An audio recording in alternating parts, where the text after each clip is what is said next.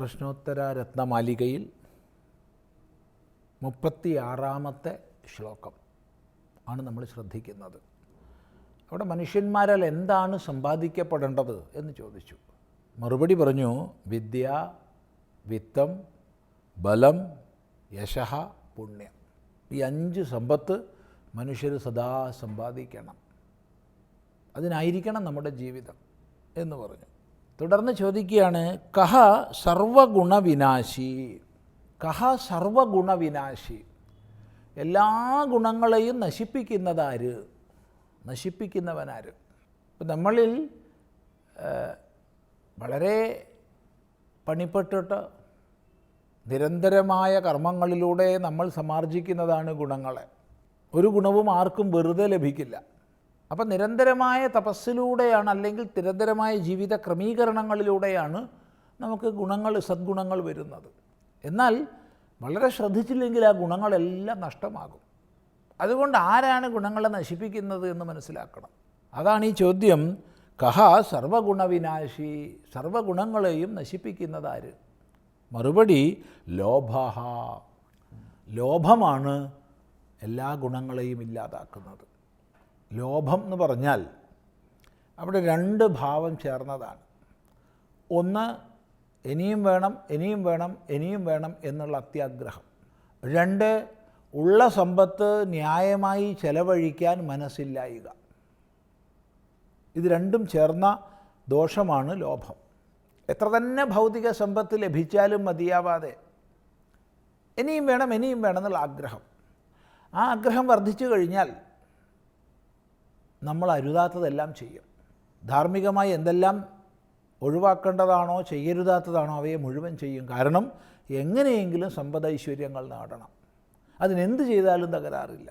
ഏത് വഴിവിട്ട ജീവിതക്രമം പാലിച്ചാലും തകരാറില്ല.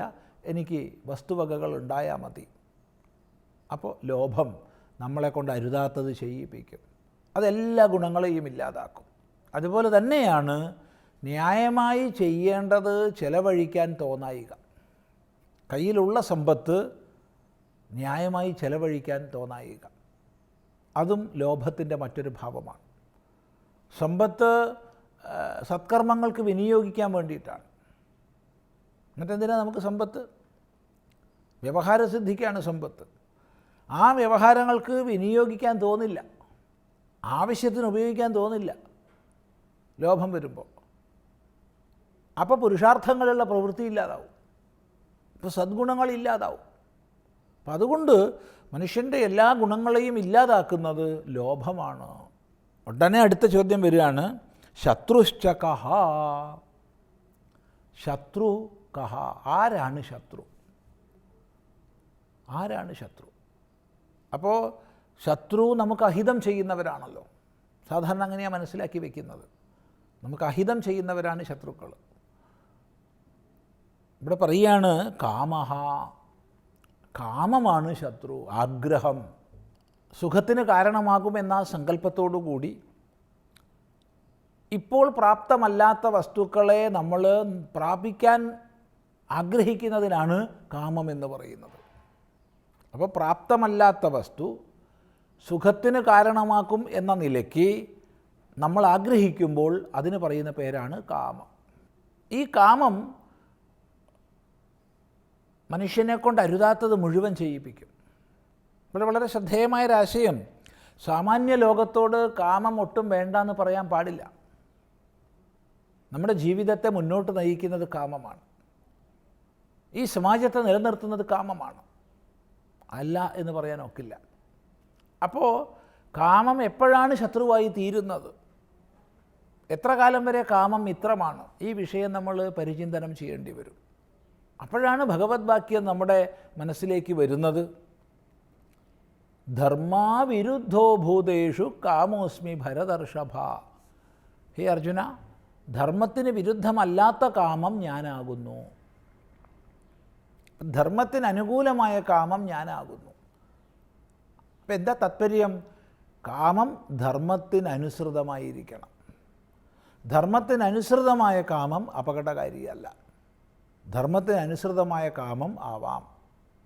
എന്നാൽ എപ്പോഴാണോ കാമം ധർമാനുസൃതമല്ലാതാകുന്നത്, അപ്പോൾ അത് ദുഃഖപ്രദമാകും, അനർത്ഥകരമാകും. ആ നിലയ്ക്ക് വേണം ഇവിടെ കാമമാണ് ഏറ്റവും വലിയ ശത്രു എന്ന് പറഞ്ഞതിനെ മനസ്സിലാക്കാൻ. കാമം ധർമ്മത്താൽ നിയമിതമല്ലാതെ വരുമ്പോൾ അനിയന്ത്രിതമാകും. അനിയന്ത്രിതമാകുമ്പോഴോ അത് അരുതാത്ത എല്ലാ കാര്യങ്ങളും നമ്മളെ കൊണ്ട് ചെയ്യിപ്പിക്കും. ഉള്ളിലിരുന്ന് കാമം നമുക്ക് പ്രേരണ നൽകി ഒരിക്കലും ചെയ്യരുതാത്തത് ചെയ്യുകയും പറയരുതാത്തത് പറയുകയും ഒക്കെ ചെയ്യും നമ്മൾ. അങ്ങനെ വരുമ്പോൾ അധർമ്മം വർദ്ധിച്ച് നമ്മൾ പുരുഷാർത്ഥങ്ങളിൽ നിന്ന് വീണു പോകുമെന്ന് മാത്രമല്ല, മാനുഷികത പോലും, മനുഷ്യത്വം പോലും നമുക്കില്ലാതാകും. അതുകൊണ്ട് പറയുകയാണ്, ശത്രുവാരാണ്? കാമമാണ്. അപ്പോൾ ഇവിടെ ധർമ്മവിരുദ്ധമായ കാമം. ഇനി ഈ കാമത്തെ സംബന്ധിച്ച് പൂർവാചാര്യന്മാർ പറഞ്ഞു തരുന്ന ക്രമം ധർമ്മത്തിനനുസരിച്ച് ധനം സമ്പാദിക്കുക, ആ ധനം അനുവദിക്കുന്നത്ര കാമിക്കുക എന്നാണ്. പുരുഷാർത്ഥങ്ങളുടെ ക്രമത്തിൽ ധർമാർത്ഥ കാമ മോക്ഷങ്ങൾ എന്നാണ് നമ്മൾ പുരുഷാർത്ഥങ്ങളെ പറയാറ്. താത്പര്യം ധർമ്മത്തിനനുസരിച്ച് ജീവിച്ചുകൊണ്ട് അവനവൻ്റെ കർമ്മങ്ങളെ ആചരിച്ചുകൊണ്ട് ഏവരും ധനം സമ്പാദിക്കണം. അർത്ഥം, ആ അർത്ഥം, ആ ധനം അനുവദിക്കുന്ന അത്ര കാമിച്ച് ശീലിക്കണം. അർത്ഥം അനുവദിക്കുന്നതിലധികം കാമിച്ചാൽ നമ്മൾ കടക്കണിയിൽപ്പെടും. ഒരു പരിധിയിലപ്പുറം കടക്കണിയിൽപ്പെട്ടാൽ പിന്നെ ജീവിതം തന്നെ മുന്നോട്ട് പോവില്ല. സാമൂഹികമായ എല്ലാ അസ്വസ്ഥതകളും അതിൻ്റെ പരിണാമമായിട്ടുണ്ടാവും. അതുകൊണ്ട് കാമത്തെ ക്രമീകരിക്കാൻ മനുഷ്യന് സാധിക്കണം. ആ ഒരു ക്രമീകരണത്തിനുള്ള ഭാവം വരുത്താനാണ് ഏറ്റവും വലിയ ശത്രു കാമമാണെന്ന് പറഞ്ഞത്.